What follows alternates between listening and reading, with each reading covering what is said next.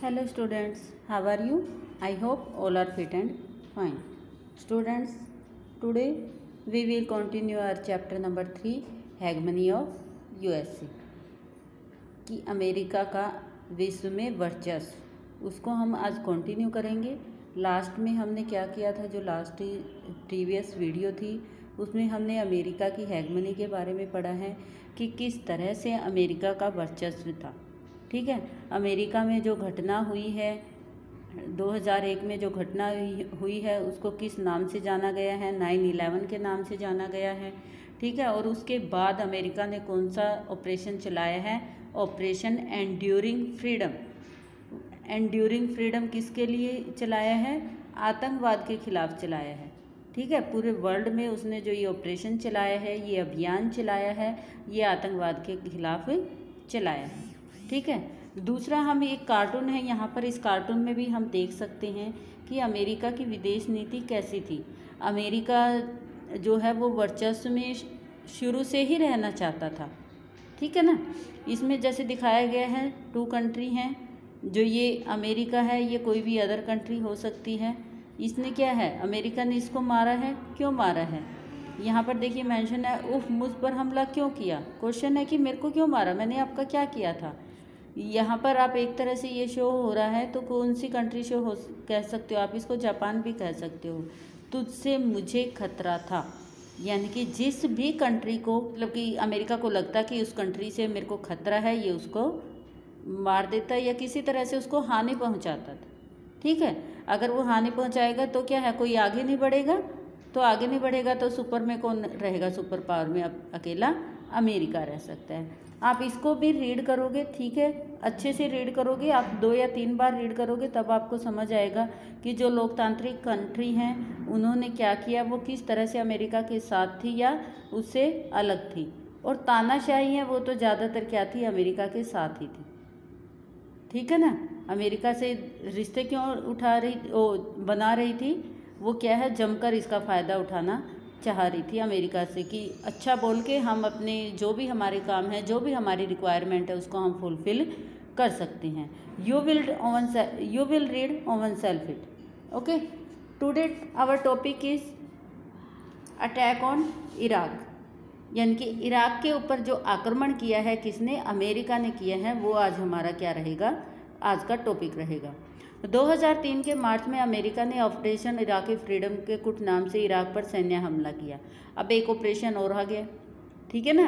First operation किया था आपने operation desert storm, second operation आपने किया है operation enduring freedom, third operation आ गया है, आप डॉक्टर भी बन रहे हैं साथ के साथ। ठीक है ना, अगर आप इनको लर्न करोगे तो आप डॉक्टर बन जाओगे इनके।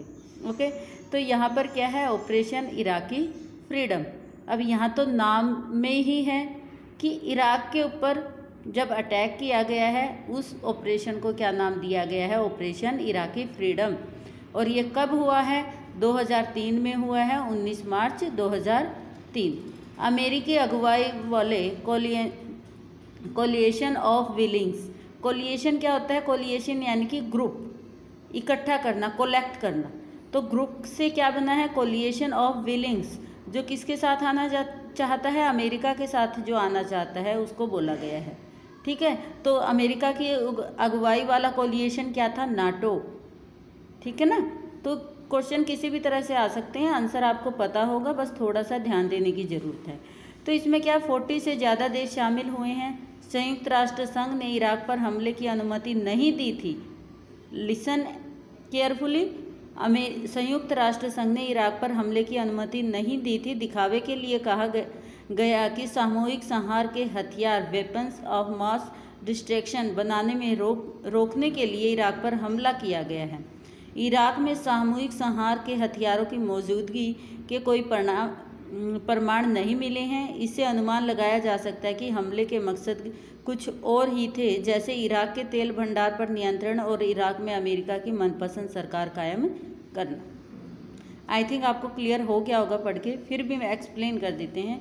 तो इसमें क्या हुआ, जो यूएनओ है, यूएनओ अमेरिका को परमिशन नहीं देता कि अमेरिका ने इराक के ऊपर अटैक करना है, लेकिन अमेरिका को लग रहा था अगर वो इसके ऊपर अटैक करता है तो इराक क्या है उसके अंडर हो जाएगा, और जो वहाँ पर क्या है बड़े बड़े जो ऑयल क्रूड ऑयल वहाँ पर मिलता है, कच्चे तेल के जो भंडार हैं वहाँ पर स्टोरेज बहुत ज़्यादा है, यानी कि वहाँ की ज़मीन से पानी की बजाय क्या निकलता है, तेल निकलता है।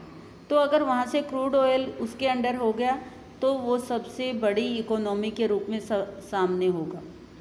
ठीक है, उसको तेल खरीदने की ज़रूरत नहीं पड़ेगी। अरब के देशों से तेल जाता है ना पूरे वर्ल्ड में, जो अरेबियन कंट्री हैं वहीं से तेल सप्लाई होता है, क्रूड ऑयल सप्लाई होता है। ठीक है, तो अमेरिका ने बिना परमिशन के अटैक किया, और अटैक करने का रीज़न क्या बताया कि उन्हें डाउट था कि वो कोई बड़ा अटैक करना चाहते हैं, उसके लिए वो वेपन इकट्ठा कर रहे हैं। ठीक है, यानी कि उसको दिखावे के लिए कहा गया कि सामूहिक संहार के हथियार, वेपन्स ऑफ मास डिस्ट्रक्शंस, यानी कि वो कुछ बड़ा करना चाहते हैं, गलत करना चाहते हैं, उसके लिए वो वेपन बना रहे हैं। उसको रोकने के लिए कि यहाँ पर अटैक, इराक पर अटैक किया गया। ओके, यूएनओ ने परमिशन नहीं दी है, फिर भी अमेरिका वहाँ पर अटैक करता है। तो इसमें हमें क्या दिखाई देता है, क्लियरली साफ दे रहा है हैगमनी ऑफ यूएसए का वर्चस्व। सद्दाम हुसैन की सरकार तो चंद रोज में ही जाती रही, लेकिन इराक को शांत कर पाने में अमेरिका सफल नहीं हो सका। यानी कि जब उसने अटैक किया तो वहाँ पर कौन थे, प्रेसिडेंट सद्दाम हुसैन, उनकी सरकार तो चली गई, लेकिन जो और लोग थे और जो सेना थी उनके बीच में वहाँ पर उनका युद्ध चलता रहा। ठीक है ना, वो ये नहीं है कि अमेरिकी सरकार चली गई है तो लोग पीछे हट गए, उन्होंने हार मान ली। इराक ने हार नहीं मानी, कॉन्टीन्यूसली अमेरिका का और इराक का युद्ध चलता रहा। अमेरिका के 3000 सैनिक इस युद्ध में मरे, जबकि इराक के सैनिक कहीं ज़्यादा बड़ी संख्या में मारे गए। एक अनुमान के अनुसार अमेरिकी हमले के बाद लगभग 50,000 नागरिक मारे गए। तो जो एस्टिमेट लगाया गया है, अप्रोक्सीमेट बोला गया है कि टोटल वहाँ पे इतना लॉस हुआ है ना, बहुत ज़्यादा लॉस हुआ है, ह्यूमन्स का भी और अदर प्रॉपर्टी का भी। अब यह बात बड़े व्यापक रूप से मानी जा रही है कि एक महत्वपूर्ण अर्थ में इराक पर अमेरिकी हमला सैन्य और राजनीतिक धरातल पर असफल सिद्ध हुआ, यानी कि वो टोटली मिलिट्री लेवल पर भी और क्या है पॉलिटिकली लेवल पर भी क्या है वो फेल हो गया। ठीक है ना, उसने अटैक किस पर्पज़ से किया था कि वो अपने अंडर इराक को कर लेगा, लेकिन अमेरिका है उसमें फेल हो गया है। जो उसने ये प्लान बनाया था उसमें वो फेल हो गया है। You can see this cartoon also, आप इस कार्टून को भी देख सकते हो कि जो इसमें क्या है एक मिलिट्री के रूप में अमेरिका को प्रेजेंट किया गया है। तो और अमेरिका ने कहाँ कहाँ पर अटैक किया है, कहाँ कहाँ पर उसने अपना वर्चस्व हैगमनी इस्टेब्लिश करने के लिए अटैक किया है। तो यहाँ पर डिफरेंट कंट्री के नेम मेंशन हैं। तो ये सारी की सारी कंट्री किसके साथ है, यूएसए के साथ है। ठीक है, और अमेरिका की तरफ से यही अपनी स्टेटमेंट दी जाती है कि वहाँ पर पीस इस्टेब्लिश करने के लिए, शांति स्थापित करने के लिए उन्होंने अटैक किए हैं, मिलिट्री अटैक किए हैं। Okay, this is our next topic, hegemony. What do you mean by hegemony, कि जो हैगमनी है, वर्चस्व है, उसका अर्थ क्या होता है। आपने इसके बारे में पहले ही कर लिया है। तो इसमें क्या है, राजनीति एक ऐसी कहानी है जो शक्ति के इर्द गिर्द घूमती है। यानी कि पॉलिटिक्स में क्या होता है कि लोग पावर के लिए काम करते हैं। पॉलिटिक्स में, राजनीति में जो लोग आते हैं वो क्या है, पावरफुल बनने के लिए और उसकी सत्ता चले, शासन है जो गवर्नमेंट है उसके अकॉर्डिंग चले, इसलिए क्या है सारी की सारी जो पॉलिटिक्स है इसके आसपास ही घूमती हैं।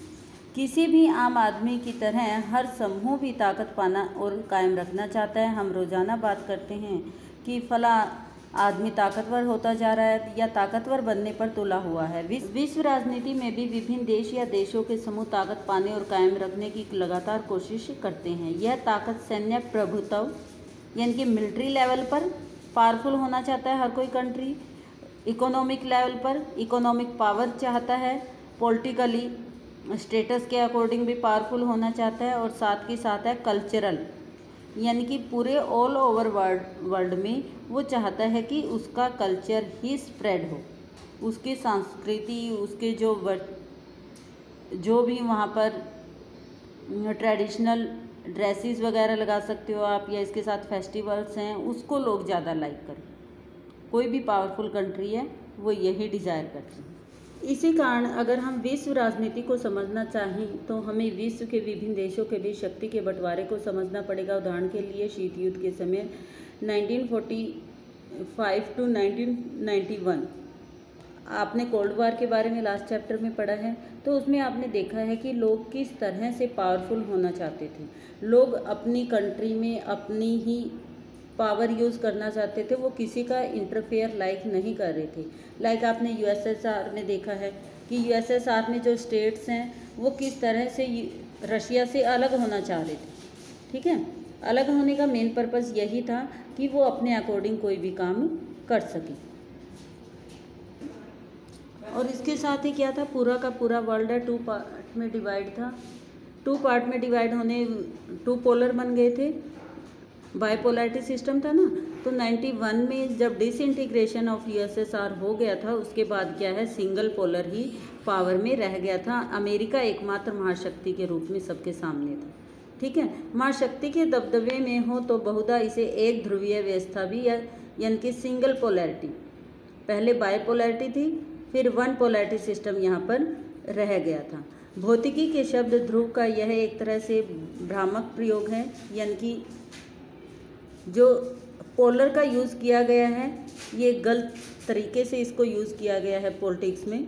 अंतर्राष्ट्रीय व्यवस्था में ताकत का एक ही केंद्र हो तो वर्चस्व शब्द के इस्तेमाल से वर्णित करना ज़्यादा उचित होगा। यानी कि जो हमने यूज़ किया है कि bipolarity single polarity word use किया है, तो बाइपोलैरिटी और सिंगल पोलैरिटी वर्ड को यूज़ नहीं करना चाहिए। अगर हमें उसकी पावरफुल होने के बारे में कि कोई सिंगल वर्ड यूज़ करना है कि अमेरिका पावरफुल हो गया है सबसे वर्ल्ड में, तो उसके लिए हम कौन सा वर्ड यूज़ करेंगे, हैगमनी वर्ड को यूज़ कर सकते हैं।